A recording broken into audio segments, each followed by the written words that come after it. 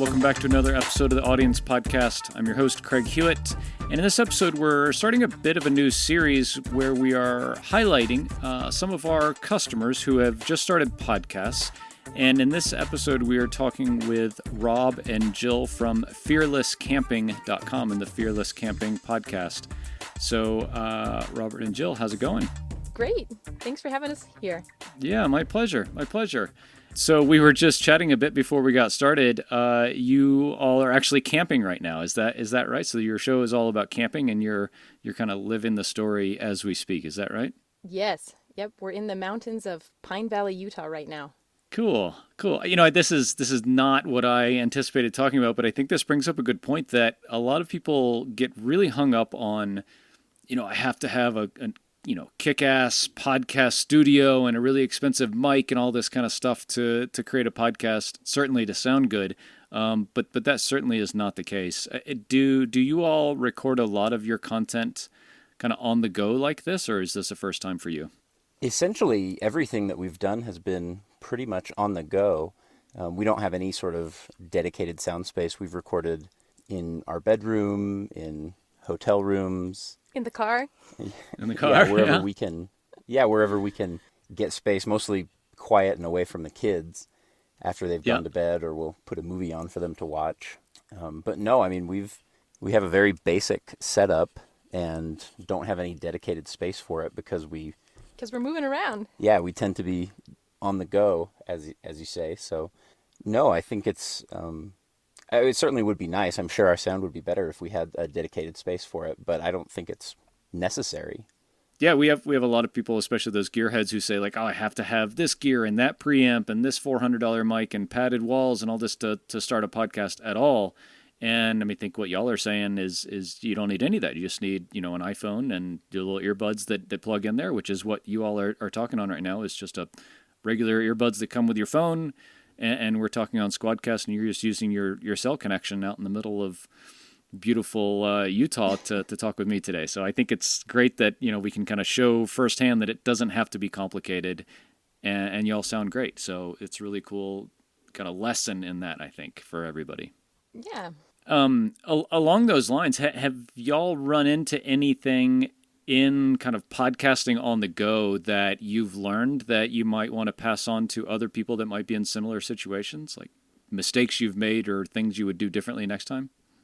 We've had a pretty good experience so far. We haven't run into any major issues. I would say the biggest is there's been at least one episode we've completely re-recorded, because the first time we sat down to record it, we had no outline planned. We kind of had in our heads what we wanted to say, but we hadn't written anything down. And when it came to recording the episode, it came out very jumbled and disorganized and just wasn't what we wanted.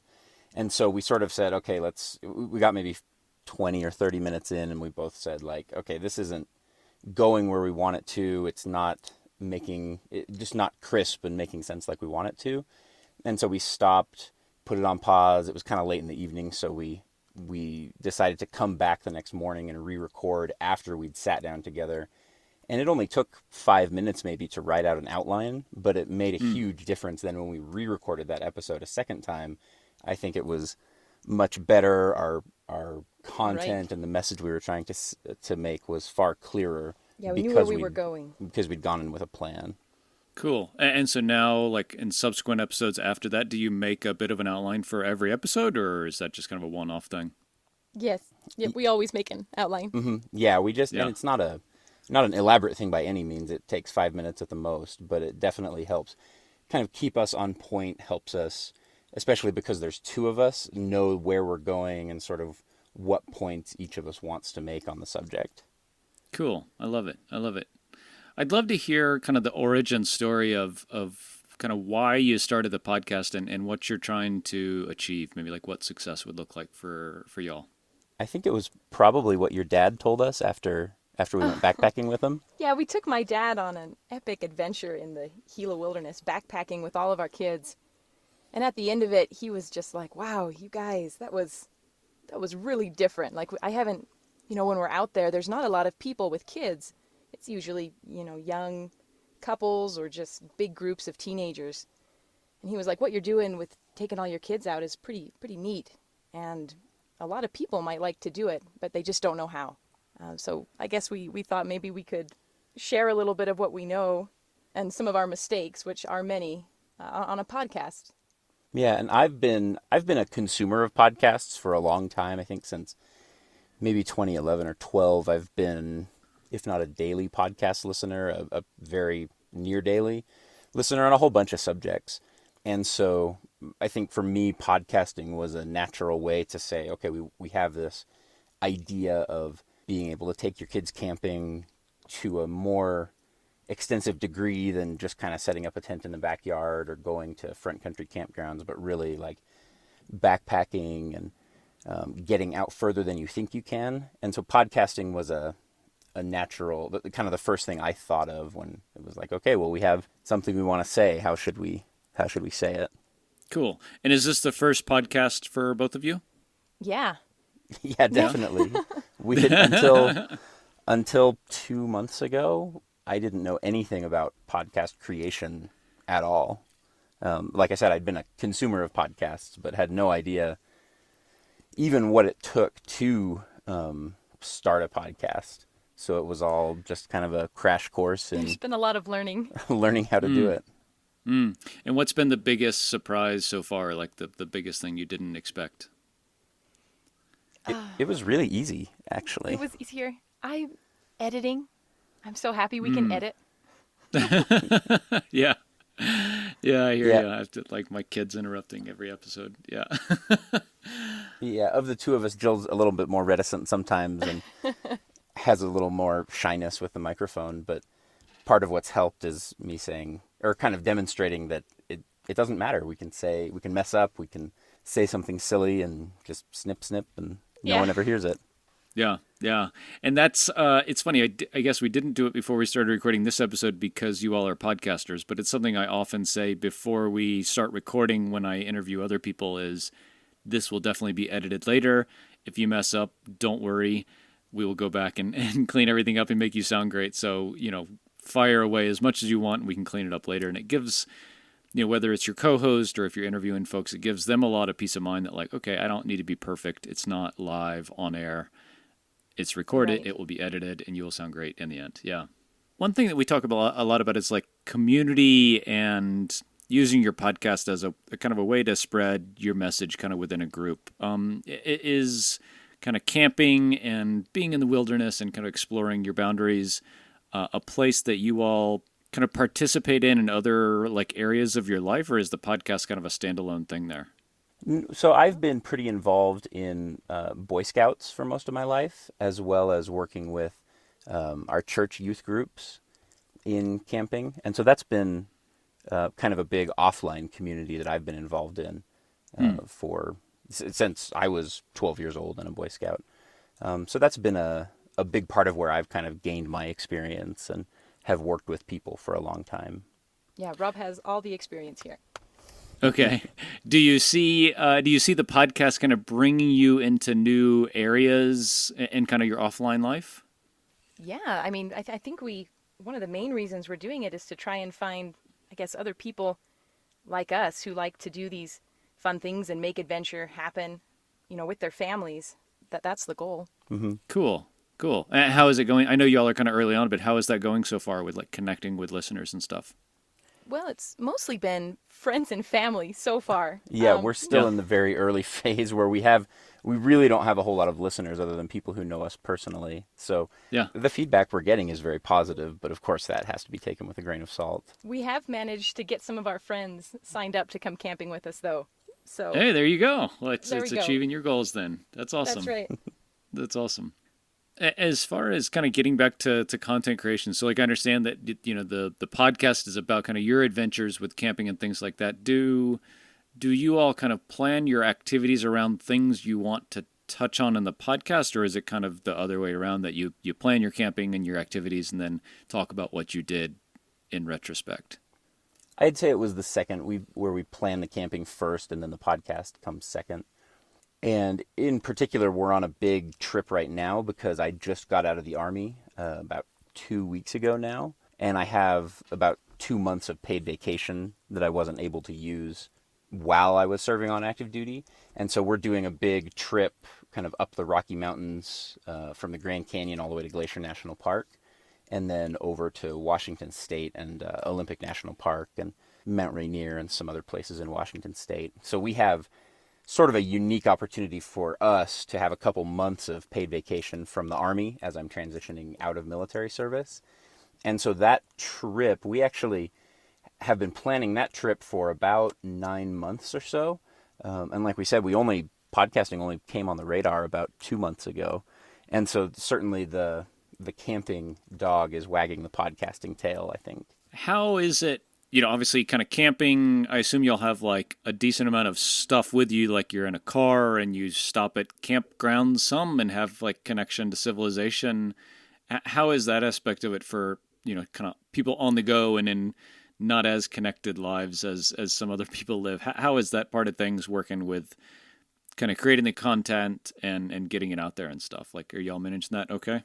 The recording of the podcast can be anywhere because we're just doing it, we don't need an online connection for the recording.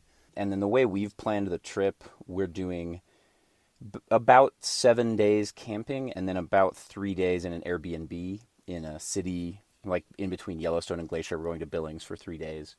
Mostly, again, that was before we even were thinking about podcasting. That's so we can shower and do laundry. The laundry really builds up with 5 kids rolling in the dirt all day. I cannot imagine. Yeah, so, and that's our way to kind of avoid camping burnout and make the trip, a long, couple months long trip more sustainable and a little bit more fun, that we're not just camping and just in the tent and sleeping on the ground for 2 months straight. But that kind of what we planned around the logistics of just laundry and food and whatnot is helping with podcasting as well, because it means that we have a good internet connection and every 7 to 10 days we have an internet connection. And so the episode that we maybe recorded 3 or 4 days ago, we can sit down and upload it. Gotcha. You mentioned in the message you sent to us originally that you make enough mistakes to have a good blooper reel. Are y'all actually doing like a B-roll set to share as part of the podcast, or is that just a joke? Oh, no, we just have maybe a 30-second little run of bloopers at the end of the main content. That's cool. Where did you get that idea? We just had a lot of mistakes. Yeah. Some of them were funny. I don't recall. It's funny because I put the first couple episodes out with the blooper reel on it, and Jill and I both just thought it was funny. And then I sat back and was like, wait a minute, I don't think any of the podcasts I listen to have blooper reels. Yeah, we've never seen that before. So, but we like doing it. I guess good. Everyone needs their own style, and we had said a bunch of things that I thought were funny that I was cutting out as I was editing, and so I preserved a few of them and stuck them in the back as a blooper reel. Then people know we're not perfect. No, I love it. Yeah, and I think that's something to kind of lean into, right? Is like we're all hobbyist podcasters to a certain degree, right? I think there's very few people that are professional podcasters like Joe Rogan or something, or NPR. And so to bring a little bit of that humanity to your show is really helpful. I think that we talk to people about, especially about like interviewing, is like really get personal and really allow people to get emotional, I guess, in your shows. And I think it brings out the stuff that people listen to podcasts about, because it is like the audio medium that brings out that personal connection with people. So that's cool that y'all are doing that. I like it. So I know that you're just at the beginning of your journey, but like, what does success look like for you? Like, 12 months down the road, what do you think success would look like for the show? Well, we'd like to have some people listen to it, I guess. I don't know. What do you think? One of my first goals, I would love to start getting enough audience feedback to have maybe a monthly Q&A episode. Oh, yeah. Question. We've gotten, again, most of our audience is just friends and family. And so I've gotten feedback through, just direct text messaging. But several of our friends that we've picked up over the years, and especially friends that we don't see every day now, have contacted me with questions about, what type of gear should I get, or some of the logistics and different things, which is exactly the type of feedback I'd like to have from a broader audience. And so I think for me, a first kind of the first milestone that I like to hit isn't necessarily a number of subscribers as much as it is, I think it would be a lot of fun to have enough feedback and participation that we could start doing Q&A episodes. Because I know on the other podcasts I listen to, those often are very valuable because it's a way for the host to share information directly answering what the audience is wondering about and cares about. And so I think that's kind of the first milestone I have in my head. And whether that means we have 500 active listeners or 1,000 or, some much larger number like 50,000, that's kind of the first thing I'm hoping to achieve over our first, several months to year. Yeah. And you mentioned like people are text messaging you and maybe emailing from the site or things like that. Is there anything that y'all are doing kind of in the show or other ways that you communicate with your audience to encourage or facilitate that feedback? Right now, it's just directing people to email us at fearlesscamping@gmail.com. Yeah, I think we've talked about it on this show before. It's kind of one of the hard things for podcasting in general, I think, is, we talk, people listen, and then there's not a kind of built-in natural way to, within the podcasting kind of sphere, for people to then participate back with the show. So yeah, if y'all figure that out, let me know. I'd love to hear how you crack that one. Yeah, there's not YouTube comments at the end of the podcast. Yeah, right, exactly.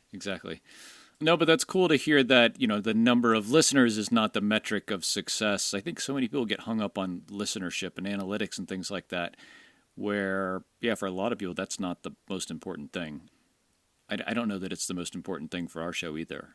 The number of people we can help maybe is the most important thing for us, and sounds like same kind of thing for y'all is like number of people you can help and kind of facilitate their journey along the way sounds more important than just listeners. That's cool. For folks who are just getting started, what kind of nugget of advice would you want to leave them with? Like something that y'all have learned that if you had it to do over again, you wouldn't make this mistake? For me, I've just been, I don't know, sometimes I feel really awkward talking. You can't see who you're talking to. And Rob's always just told me to just go, pretend you're talking to someone you really like, a family, a friend. Yeah, so I would say just go and don't be afraid. Because you probably have something good to say that can help other people. Yeah, I agree. I think that just kind of getting out of your own skin and getting out of your own head is the hardest part, especially when you first record your voice for the first time and you hear it and you say, oh my God, is that what I sound like? This is terrible. Cool. Is there anything else that you all would like to kind of share with listeners, or any advice or feedback or kind of words of encouragement you guys would like to share? I think just that it's definitely possible. And as I mentioned earlier, 2 months ago, I hadn't really even seriously thought about doing a podcast and had no idea how to go about starting it. And spending several hours, between reading blogs, YouTube videos, and searching online, it really is something that's very, very doable. Attainable. And yeah, it's attainable and not... It more requires just the commitment to sit down and say, okay, we're actually going to do this. And so I'm going to teach myself, we're going to learn how to do it, and we're going to make it happen. And once I got over that mental hurdle, actually implementing it was not as difficult a challenge as I had, I guess, kind of just assumed it would be. I love it. I think that's a cool place to wrap up. Robert and Jill from Fearless Camping, thanks so much for coming on our first Creator Spotlight. For folks who want to appear in future episodes, we'll leave a link in the show notes for Castos customers to be on a Creator Spotlight episode in the future. But Robert and Jill, thanks so much for coming on the show today. Thanks for having us. Yeah, we really enjoyed it.